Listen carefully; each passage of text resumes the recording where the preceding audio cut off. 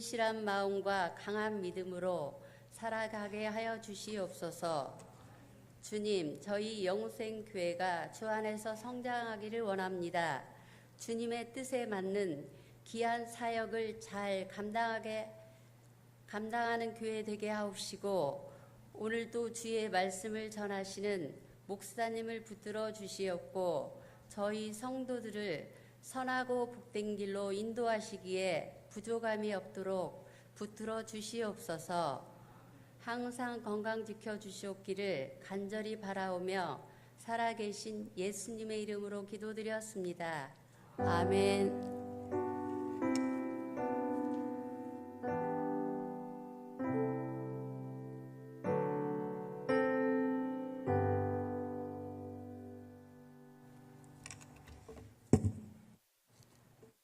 주신 말씀 봉독하겠습니다. 마태복음 3장 1절에서 4절 말씀입니다.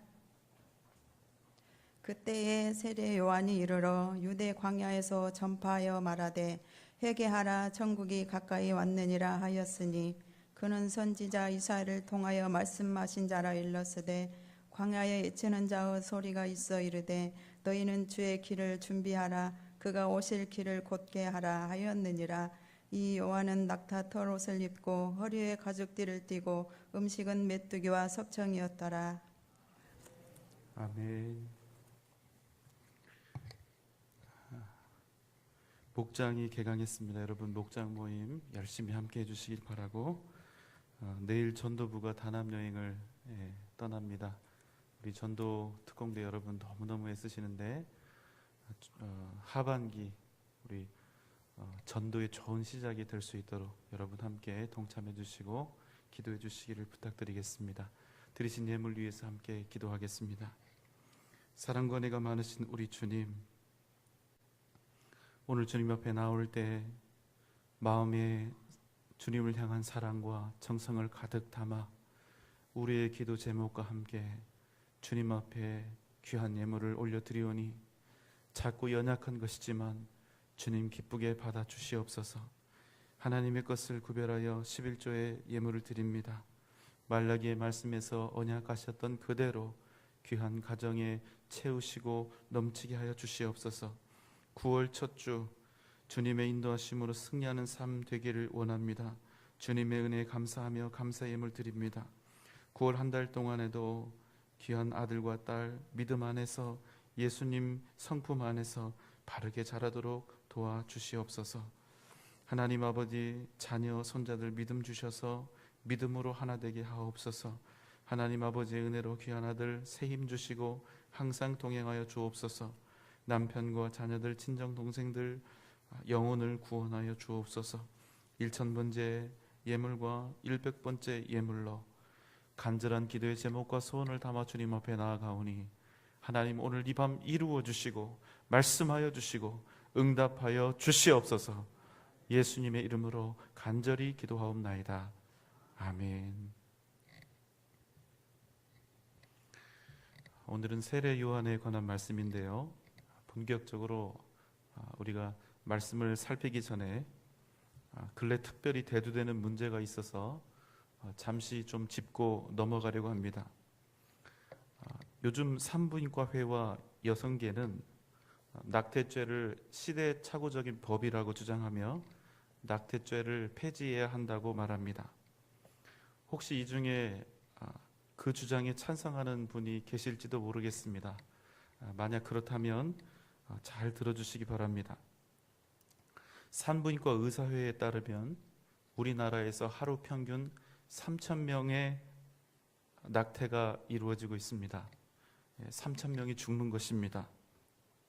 어떤 분들은 태아가 살아있긴 하지만 태아는 완전한 사람과 동일하게 그렇게 대우하거나 취급할 수 없다고 말합니다. 태아도 중요하지만 살아있는, 그리고 아픈 날을, 앞으로 많은 날들을 살아가야 할 여성의 권리와 인권이 더욱 중요하다고 말합니다. 그래서 오늘은 이 문제를 좀 다루려고 하는데, 그런데 왜 갑자기 낙태 문제를 세례 요한 이야기를 하면서 하느냐? 바로 이 낙태에 대한 고민의 아주 중요한 키포인트를 세례 요한이 주고 있어서 좀 정리하고 넘어가려고 합니다. 뱃속에 아기가 있으면 너무 행복하지요. 말로는 그 기쁨을 이야기할 수 없습니다. 그런데 또 어떤 사람들에게는 엄청난 괴로움과 염려와 부끄러움과 수치와 부담이 되기도 합니다. 그래서 후자의 어떤 사람들은 자기의 판단과 결정으로 그 태아를 지웁니다.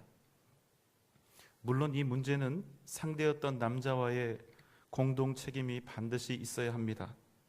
이것을 여성들만의 문제로 치부하면 절대로 안 되는 것이고, 이 책임을 회피하는 사람이 있다면 그 사람은 남자도 아닌 것이지요. 낙태와 관련된 첫 번째 질문은 과연 낙태를 할 수 있느냐 하는 것입니다. 여성들의 입장에서 생각을 해보면 이 몸은 내 몸의 일부이고 내 안에 있을 뿐만 아니라 이 몸속에 있는 내 일부처럼 여겨지는 이 생명에 따라서 내 미래가 달려있기 때문에 내가 얼마든지 내 마음대로 결정할 수 있다, 이렇게 생각을 하기도 합니다. 여러분, 이게 과연 옳은 생각일까요? 이것은 무엇을 의미하느냐면 더 힘이 있고 작고 연약한 존재를 좌지우지할 수 있는 그런 권한과 힘을 내가 가지고 있으면 나의 안위와 나의 수치를 벗기 위해서, 내 삶의 편안함과 내 삶의 풍요를 위해서 얼마든지 연약한 생명, 내 권한 하에 있는 것처럼 보이는 그 연약한 생명, 그 살아있는 생명을 얼마든지 내 뜻에 따라서 처분할 수 있다. 바로 그 논리를 가지고 있는 것입니다. 낙태죄가 죄냐고요? 물론입니다. 그냥 죄가 아닙니다. 낙태죄라고 이름을 붙여놓으니까 이게 좀 다른 죄처럼 보이는데, 낙태죄는 그냥 낙태죄가 아니라 살인죄입니다. 자, 지금부터 성경적인 이유를 말씀드리겠습니다. 구약에 보면 하나님께서는 죄의 목록들 중에서도 가장 더럽고 흉악한 몇 가지 죄를 꼽으셨는데, 그 중에 대표적인 죄 하나가 무엇이냐면 자기의 자식들을 몰록과 바알 등 이런 이방신들에게 제물로 바치는 것이었습니다. 인신공양이지요. 그것도 그냥 다른 어떤 사람을 바치는 것이 아니라 자기 자식을 바치는 것입니다. 옛 고대 근동지역의 우상숭배 중에서 그 우상들에게 바치는 제물 중에서 가장 크고 위대한 헌신의 표는 뭐냐? 가장 소중한 게 뭐죠? 자식들이죠. 자기의 자식들을 불에 태워서 우상에게 바치는 것, 그것을 가장 큰 헌신으로 삼았습니다. 가장 귀한 것을 바치면 신들을 얼마든지 감동시킬 수 있고 신들의 마음을 바꿀 수 있다는 철저한 공로 사상에서 나온 것입니다. 그래서 자기 자식들을 바치는 것입니다. 신들이 감동할 수밖에 없도록. 여러분, 우리가 이런 잔혹한 일을 상상이나 할 수 있겠습니까? 아마 지금 이 이야기를 들으시면서 마음속으로 치를 떨고 계시는 분도 계실 것입니다. 만약에 이런 일을 하는 사람이 있다면 그 사람은 사람이 아니라 짐승일 것이다 라고 생각하는 분도 계실 것입니다. 그런데 여러분, 이것은 실제 고대 근동에서 있었던 제사의 방법이었습니다. 그런데 여러분, 그들이 자기의 자식들을 우상에게 바치는 이유가 무엇이었을까요? 첫 번째, 농사를 지어야 하는데 비가 오지 않아서. 둘째, 농사를 지어서 추수할 때가 되었는데 더 많은 수확과 풍성함을 얻고 누리기 위해서. 그런데 사실은 여러분, 굳이 이 사람들이 자식을 안 바치고 안 죽여도 되거든요. 그냥 좀 더 고생하면서 살면 되는 것입니다. 뭐가 없으면 없다고 무시를 당하고, 어려워서 힘든 상황에 처해지고 때로는 먹을 것이 없으며 굶으면서 그러면서 살면 되는 것입니다. 그런데 그렇게 하기 싫다는 것입니다. 왜냐하면 더 가난하게, 더 배고프게, 더 부끄럽게, 더 수치스럽게, 더 구차하게 살고 싶지 않으니까. 그게 이유입니다. 그게 싫은 것입니다.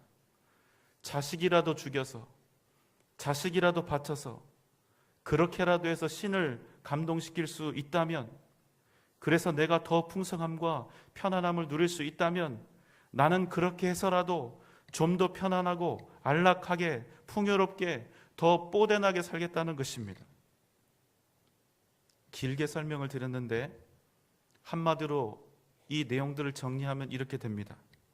이들은 내가 더 나은 삶을 살기 위해서 자식을 죽인다. 여러분, 낙태가 허용되는 부득불 사유가 있습니다. 아주 극소수의 경우에 존재하긴 합니다. 그러나 우리 믿는 사람들의 기준은 법에, 실정법에 나와 있는 것보다, 모자보건법에 있는 것보다 훨씬 더 엄격합니다.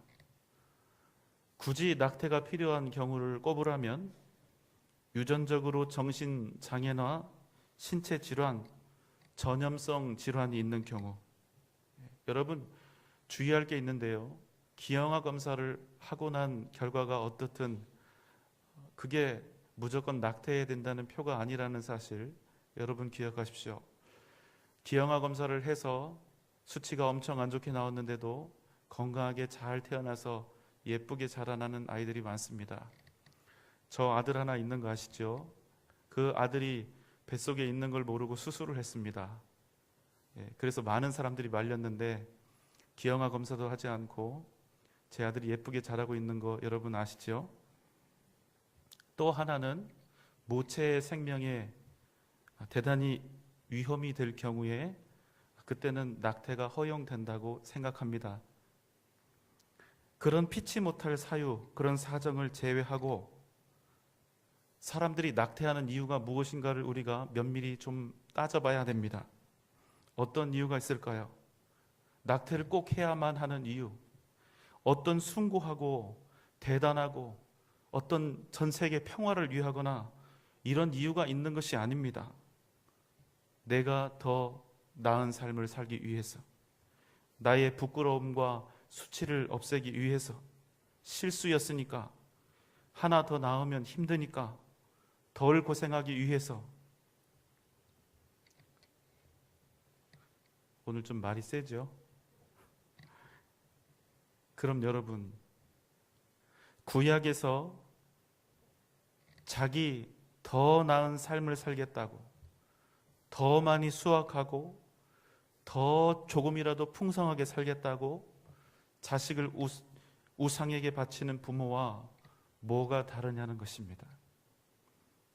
메시지는 똑같습니다. 그 행동과 낙태 속에 들어있는 메시지는 똑같아요. 내가 더 나은 삶을 살기 위해 나는 이것을 선택한다. 어떤 분들은 태아는 아기가 아니라고 이야기를 합니다. 완전한 생명체로 볼 수 없다고 이야기하는 분도 있고요. 물론 법에서도 태아가 언제부터 사람인가, 언제부터 인격을 가지고 있고 법적인 권리 능력을 갖는가에 대한 많은 논의가 있어 왔습니다. 그래서 오늘은 아예 성경의 관점은 무엇인지에 대해서 확실히 알려드리려고 합니다. 여러분 한번 잘 듣고 대답을 해보세요. 인간이 영혼만으로 인간이 될 수 있습니까? 없습니까? 굉장히 어려운 질문은 아니에요. 자, 인간이 몸은 없고 영혼만 있습니다. 그럼 인간입니까? 아닙니까? 아니죠. 예, 우리는 귀신을 믿지 않지만 귀신이라고 하잖아요. 자, 그러면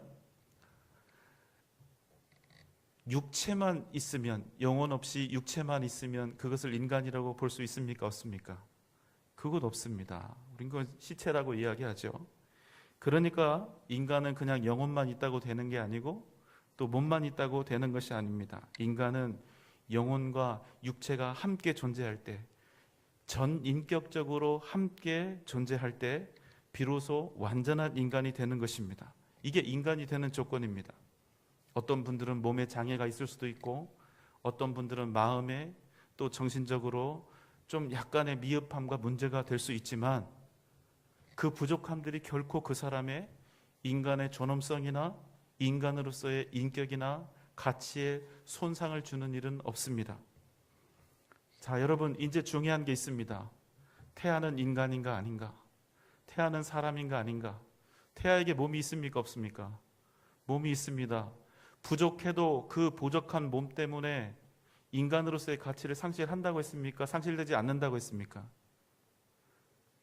애매할 때는 답은 어디 있다? 뒤에 있다. 자, 다시요. 다시 정리하고 가야 돼요. 몸의 연약함과 부족함이 있고 아직 완전하지 않아도 그 인간으로서의 존재와 그 가치를 그 부족함 때문에 상실하게 된다, 상실하지 않는다. 상실하지 않는다. 그러면 여러분 키포인트는 이겁니다. 태아에게 영혼이 있는가 없는가. 이거를 따져서 이것에 대한 답을 우리가 얻게 된다면 태아가 사람인지 아닌지가 구별이 되겠죠. 마리아가 성령으로 잉태된 후에 세례 요한의 어머니 엘리사벳에게 갑니다. 누가복음 1장 39절 40절의 말씀입니다. 여러분 함께 읽겠습니다. 시작.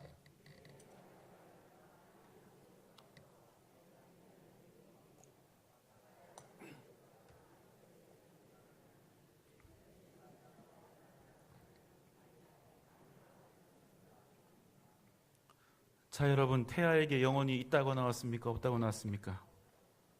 예?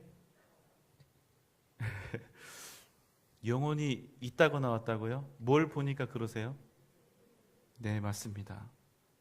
세례 요한이 자기 엄마 뱃속에서 마리아 안에 있는 예수님을 보고 그가 복중에서 뛰었다고 이야기합니다. 여러분, 아기가 뱃속에 있을 때 우리가 찬송도 불러주고 기도도 해주고 엄마 아빠 목소리도 들려주지요. 그럼 아기가 어떻게 하죠? 뱃속에서 움직입니다. 아주 예쁘게 반응하죠. 태아에게 영혼이 있습니까 없습니까? 있습니다. 만약에 태아를 살아있는 생명, 영혼을 가진 존재로 인정하지 않는다면 우리들은 인격도 없고 영혼도 없는 뱃속에 들어있는 한 세포 같은 그런 생명체에 그 생명체의 의미 없는 반응에 좋아하고 있었던 거지요. 바보처럼. 그리고 중요한 것, 태교할 필요가 있습니까 없습니까? 태아에게 영혼이 없고 그게 생명이 아니라면 우리가 태교하는 것이 의미가 있습니까 없습니까? 없습니다. 여러분, 아기에게, 이 태아에게 분명히 영혼이 있습니다. 확실히 있습니다. 그러면 사람입니까? 사람이 아닙니까? 사람입니다. 그럼 여러분, 말이 좋아서 낙태죄이지요. 그것은 명백한 살인이 되는 것입니다. 혹 여러분 가운데 이런 아픔이 있다면 하나님 앞에서 정말 진심을 다해서 철저히 회개하시고 다시는 우리의 주위에서 이런 일이 일어나지 않도록 더욱 힘써 믿음의 길을 걸어가도록 우리가 함께 권면하면 좋겠습니다. 자, 이제 오늘 말씀으로 다시 돌아옵니다. 이제 이 땅을 살아갔던 대표적인 들러리 인생 한 명을 소개하려고 합니다. 결코 주인공이 될 수 없었던 사람, 세례 요한의 이야기입니다. 제사장 가문의 사가랴라고 하는 사람이 있었습니다. 그의 아내 이름은 엘리사벳입니다. 누가복음에서는 이 두 사람이 나이가 많았다고 우리에게 증언하고 있고요. 그런데 그 가정에 매우 중대한 아픔이 하나 있었는데 그것은 엘리사벳이 잉태를 하지 못했기 때문에 그 가정에 자녀가 없었다는 것입니다. 어느 날 사가랴에게 가브리엘 천사가 나타납니다. 너의 간구함을 들었으므로 내 아내 엘리사벳이 내게 아들을 낳아 줄 것이라고 말합니다. 그리고 이렇게 말합니다. 나는 너에게 좋은 소식을 전하도록 보냄을 받았다. 가브리엘은 이제 이 태어날 아기 누구죠? 뭔레 요한? 예. 이 태어날 아기 세례 요한, 이 세례 요한이 너와 모든 사람들에게 기쁨이 될 것이라고, 행복한 소식이 될 것이라고 이렇게 말합니다. 그런데 여러분, 세례 요한의 출생이 정말로 복음이요 기쁜 소식이라고 여러분 확신할 수 있습니까? 우리 목사가 또 뭔 소리를 하려고 저러나 그러시죠. 세례 요한의 삶을 한번 우리가 살펴보겠습니다. 세례 요한은 사가랴와 엘리사벳이 노년에 낳은 정말로 금쪽 같은 아들입니다. 그냥 가만히 자라주기만 하면 제사장 가문이니까 당연히 제사장이 됩니다. 대제사장이 될 수도 있습니다. 그러면 유대인 사회에서는 그 이상의 명예와 부와 존경을 누릴 방법이 없습니다. 가장 존경받고 가장 높이 여김을 받고 가장 귀족적인 삶을 살아갈 수 있는 그 신분이 바로 제사장 신분입니다. 모든 것이 탄탄대로 다 보장이 되어 있습니다. 그런데 이런 아들이 어느 날 갑자기 집을 뛰쳐나갑니다. 그리고 광야로 갑니다. 광야에서 회개하라고 외치는 사람이 되었습니다. 낙타 털옷을 입고 가죽으로 허리띠를 삼고 메뚜기를 잡아먹고 들판에 있는 석장을 채집해서 먹으면서 삽니다. 귀하디 귀한 제사장 가문의 금쪽 같은 아들이 거지꼴로 살아가게 된 것입니다. 회개하라, 천국이 가까이 왔느니라. 광야에서 외치는 자의 소리가 있어 이르되 너희는 주의 길을 준비하라. 그가 오실 길을 곧게 하라 하였느니라. 그는 이렇게 외쳤습니다. 그래도 여기까지는 괜찮습니다. 상당히 신비로운 멋짐이 있지 않습니까? 그런데 주님께 그가 세례를 베푼 후 그의 인생이 완전히 뒤바뀌어 버립니다. 헤롯 안디바에게 체포되었습니다. 기억하십니까? 헤롯 대왕에게 3명의 아들이 있었는데 그가 죽은 후에 세 아들에게 영토가 분할되었다. 그래서 그때부터는 헤롯 대왕이 아니라 분봉왕이라는 그런 명칭을 갖게 되었다. 그때 헤롯 안디바는 자신의 이복 형제인 헤롯 빌립의 아내이자 자신의 조카인 헤로디아를 이 이복 동생 빌립으로부터 빼앗아서 결혼을 합니다. 이에 대해서 하나님의 사람, 정의를 외치고 회개를 외치는 세례 요한이 그냥 있지 않았겠지요. 거침없이 비난을 쏟아냈습니다. 그래서 결국 그는 이 30대 초반의 이 젊은 나이에 헤로디아의 이 계략에 빠져서 결국 죽임을 당하고 맙니다. 거의 개죽음에 가깝죠. 헤로디아의 딸 살로메가 춤 한번 멋들어지게 춘 것에 대한 소원풀이로 목이 잘려서 죽게 된 것입니다. 복음 때문에 죽은 게 아니에요. 차라리 복음을 전하다가 순교했다 이러면 우리에게 어떤 그 모양새라도 좀 이쁘지 않겠습니까?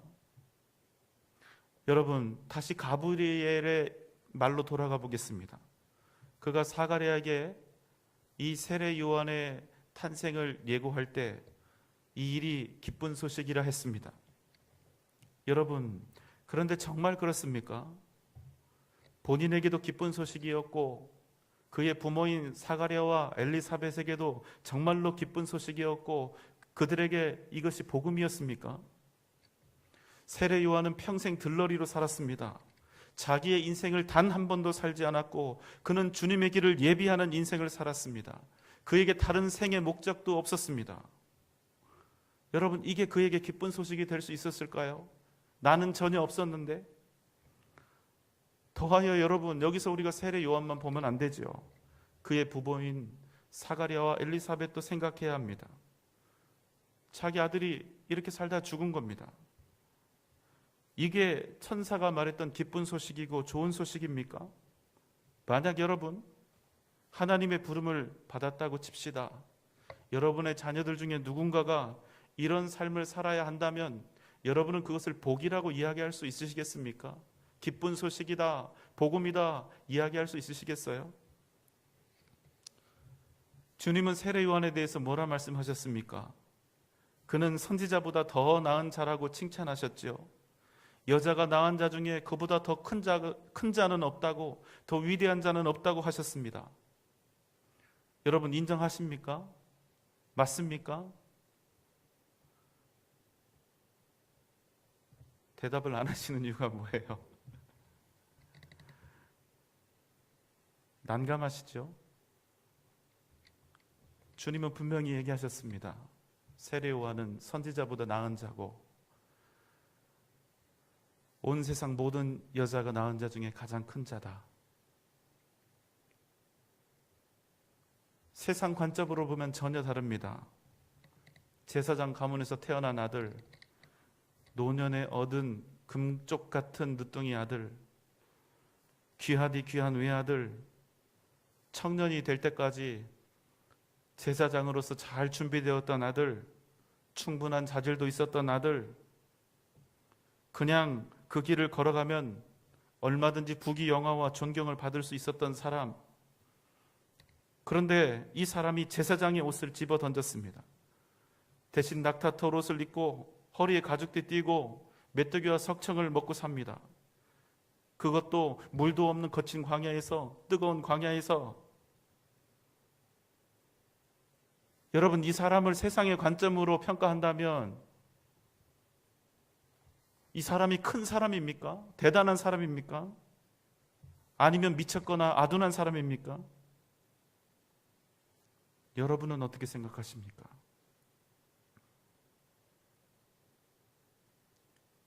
만약 우리의 자식들 중에 하나가 복음을 위해서 이렇게 살겠다고 한다면 여러분 뭐라고 말씀하시겠습니까?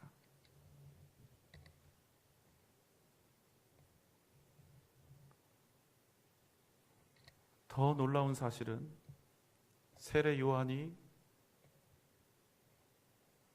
헤롯 안디바에게 죽임을 당한 그 이후에 주님께서 그가 큰 자다, 그가 선지자보다 더 나은 자다, 이 평가를 내리셨다는 것입니다. 도대체 뭐가 크고 뭐가 대단하다는 것이지요? 뭐가 좋다는 것이지요? 사람들은 이야기합니다. 굵고 짧게 살래? 아니면 가늘고 길게 살래? 여러분 어떻게 사실래요? 세례 요한은 어떻게 산 사람입니까? 잘 안 들렸어요. 그냥 세상 관점으로 보면 가늘고 짧게 산 인생밖에 안 되는 것 같아요. 그럼 여러분들에게 다시 한번 질문을 드립니다. 여러분, 세례 요한은 복 받은 사람입니까? 복 없는 사람입니까?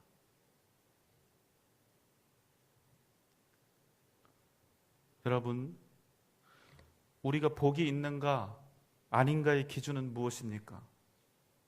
여러분은 어떤 경우에 여러분이 복 받았다고 생각하십니까? 얼마나 잘 나갔는가? 얼마나 소유하고 가졌는가? 얼마나 높은가? 얼마나 건강한가? 여러분, 이게 우리 복의 기준입니까? 만약 이게 복의 기준이라면 이 세상에서 세례 요한처럼 불쌍하고 세례 요한처럼 저주받은 삶을 살아간 사람이 없습니다. 영원한 들러리로 기억될 수밖에 없는 인생, 영광은 없고 가난과 멸시와 억울한 죽음으로 맞춰진 인생. 우리가 가지고 있는 이 복에 대한 기준이 바뀌지 않는다면, 여전히 우리가 세상의 시각으로 살아간다면 우리는 주님께 외쳐야 합니다. 주님이 틀렸다고, 세례 요한 잘못 보셨다고, 그는 복된 사람이 아니었다고, 큰 사람이 아니었다고, 우리는 주님께 그렇게 외쳐야 합니다.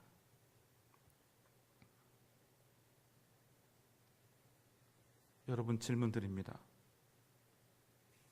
주님과 우리의 답이 틀립니다. 그렇다면 대답해 보십시오.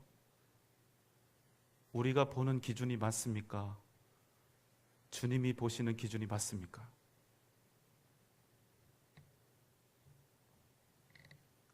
그러면 여러분, 우리는 어떤 인생을 살아야 하겠습니까? 내가 옳다 하는 인생, 내가 생각하기에 유익하고 내가 생각하기에 성공한 인생을 살아야 하겠습니까?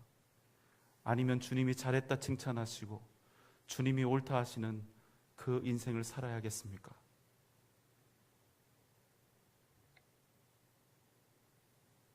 여러분, 오늘 이 시간 이후로 우리가 이 땅에서 가지고 있었던 복의 모든 개념을 전부 다 바꾸는 은혜가 있기를 주님의 이름으로 축원합니다. 완전히 달라져야 합니다. 내가 가진 것, 내가 가진 힘, 내가 가진 능력, 그것으로는 아무 소용이 없습니다. 그것으로 큰 사람, 그것으로 위대한 사람, 그것으로 우리가 가치 있는 사람이 되는 것이 아니에요. 내가 가진 것들, 그것들이 하나님, 주님과 복음을 위해서 얼마나 어떻게 쓰여지고 있는가? 내 인생은 주님과 얼마나 관계가 있는가? 내 직업, 내 공부는, 내 삶은 얼마나 주님과 연관되어 있는가? 그래서 여러분, 우리 인생은 단지 내가 가지고 있는 것들, 그 소유의 크고 작음에 있지 않습니다. 우리 인생의 진정한 복은 쓰임에 있는 것입니다. 내가 얼마나 하나님께 쓰임받고 있는가, 내가 어떻게 쓰임받고 있는가, 바로 이것이 우리가 얼마나 복된 사람인가, 내가 얼마나 인생을 잘 살아가고 있는가, 내가 얼마나 복된 삶을, 인생을 살아가고 있는가를 결정하는 가장 중요한 잣대가 된다는 사실을 여러분 꼭 기억하시기 바랍니다. 우리의 삶을 한번 되돌아봅시다. 주님의 복음을 위해서, 하나님의 나라를 위해서, 주님의 십자가를 위해서 우리는 필요한 사람입니까? 아니면 없어도 되는 사람입니까? 주님의 사랑을 증거하고 세상을 변화시키고 주님의 사랑으로 많은 사람들을 섬기고 채우고 치유하고 위로하고 회복하는 일에 여러분, 우리는 주님께 꼭 필요한 사람입니까? 그렇지 않은 사람입니까? 우리가 거하고 있는 우리의 가정, 또 교회 목장, 교회 공동체, 직장, 친구들 모임, 학부모 모임, 그곳에 내가 있다는 이유 때문에 주님의 사랑과 평안도 함께 거하고 있습니까? 여러분을 통해서 하나님의 사랑과 주님의 사랑, 주님이 살아계신 하나님이시라는 것, 주의 복음과 주님의 은혜가 곁에 있는 사람들에게 조금이라도 잘 전달되고 있습니까? 아니면 내가 곁에 있다는 사실만으로도 사람들이 긴장을 하고 눈치를 보고 있지는 않습니까? 내가 살아있다는 사실, 내가 지금 이곳에 존재하고 있다는 그 사실이 다른 사람들에게 위로가 되고 생명이 되고 있습니까? 우리가 인생에서 착각하게 되면 우리 인생의 목표가 더 잘 사는 것으로 둔갑이 됩니다. 여러분, 하나님이 언제 우리에게 더 잘 사는 사람이 되라고 하셨습니까? 하나님께서 언제 우리에게 더 많은 부와 명예를 얻어야 한다고 말씀하셨습니까? 주님의 지상 명령이 그거였습니까? 물론 여러분, 최선을 다해서 우리는 그렇게 되어야 합니다. 우리 모두가 다 그럴 수는 없겠지만, 그러나 할 수 있는 사람은 최선을 다해서 최대한 그렇게 되어야 합니다. 그것이 하나님께서 우리에게 지혜를 주시고 건강을 주신 이유에 부합하는 것입니다. 그러나 그럼에도 불구하고 우리 인생의 목표는 더 높이 올라가는 것, 더 많이 소유하는 것이 결코 아니라는 말씀입니다.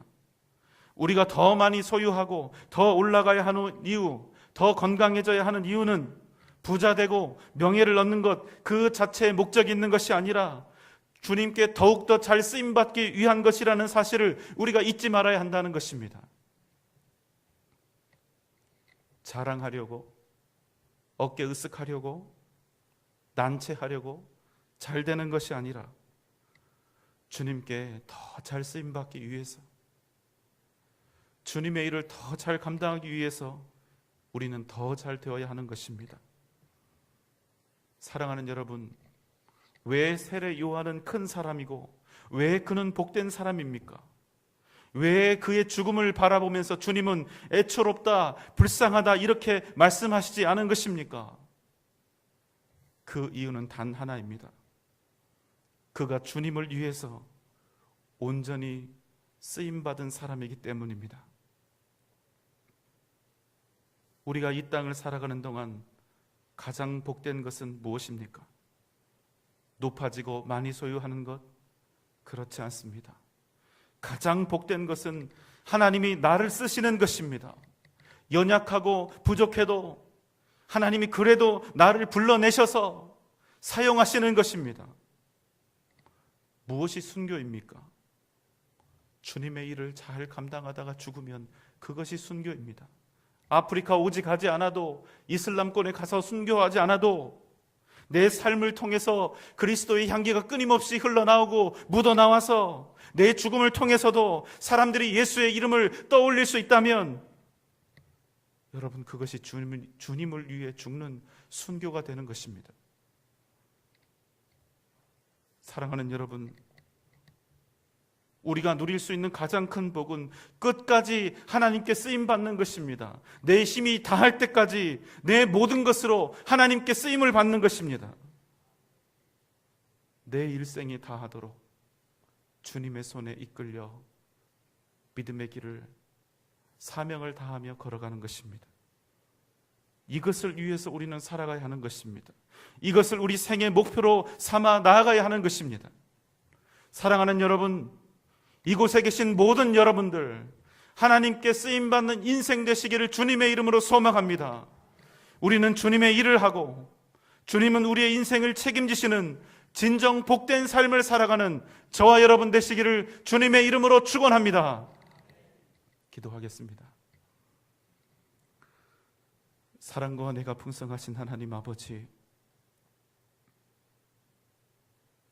온전히 주님께 쓰임받을 수 있다면, 내 힘이 다하도록 주님께 쓰임받을 수 있다면, 부족하고 연약하여도 끊임없는 하나님의 부르심에 응답하여 주님 앞에 나와 쓰임받을 수 있다면, 내 인생 다하도록 쓰임받을 수 있다면, 그래서 우리의 인생이 온전히 하나님께 쓰임받았음에 감사할 수 있는 그런 복된 인생 모두 되게 하여 주시옵소서.